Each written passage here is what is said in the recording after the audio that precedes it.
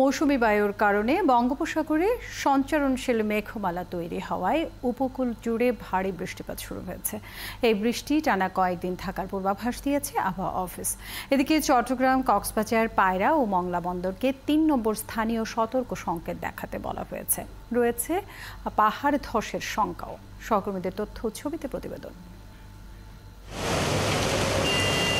চট্টগ্রামে গত কয়েকদিন ধরে মাঝারি ও ভারী বৃষ্টি হলেও গতকাল রাত থেকে বৃষ্টির মাত্রা কমেছে।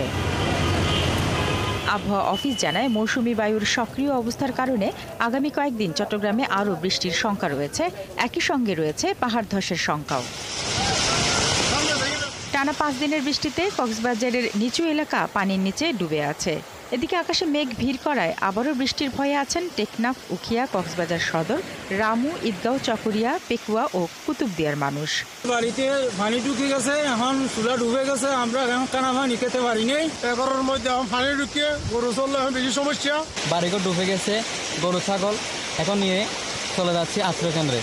পটুয়াখালীর উপকূলীয় এলাকা রাঙাবালিতে থেমে থেমে বইছে মৃদু দমকা বাতাস।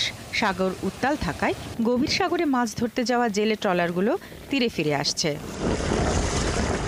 2 দিন ধরে কলাপাড়ায় বিরামহীন মুষলধারে বৃষ্টিতে তলিয়ে গেছে নিম্নাঞ্চল। এ কারণে বহু জমির বীজতলা নষ্ট হয়ে গেছে। বাগেরহাটের শরণখোলায় লাগামহীন বৃষ্টিতে বিপাকে পড়েছেন চাষিরা। ভারী বৃষ্টিতে শত শত একর আমন ধানের বীজতলা পানির নিচে তলিয়ে গেছে। 2-3 দিনের বৃষ্টিতে পানিতে তলাই গেছে, এখন বীজপাড়া পচে যাওয়ার সম্ভাবনা আছে। নিম্নচাপ সৃষ্টি হওয়ার পরে 3 দিন যাবৎ দিন-রাত 24 ঘন্টা বৃষ্টি পড়তেছে। এদিকে টানা 2 দিনের ভারী বৃষ্টিতে খাগড়াছড়ি জেলা সদরের 2-1টি জায়গায় পাহাড় ধস হলেও বড় ধরনের কোনো ক্ষয়ক্ষতি হয়নি। অপরদিকে চেঙ্গি নদীর পানি বাড়ায় খাগড়াছড়ির নিচু এলাকা প্লাবিত হয়েছে। টানা বৃষ্টিতে চরম দুর্ভোগে নেত্রকোনার জনজীবন সবচেয়ে বেশি বিপাকে পড়েছে নিম্ন আয়ের মানুষ। 2 দিন ধরে বৃষ্টি এবং প্রচুর পানি, আর মানুষের যাতায়াতের সমস্যা, রিক্সা ভাড়া বেশি।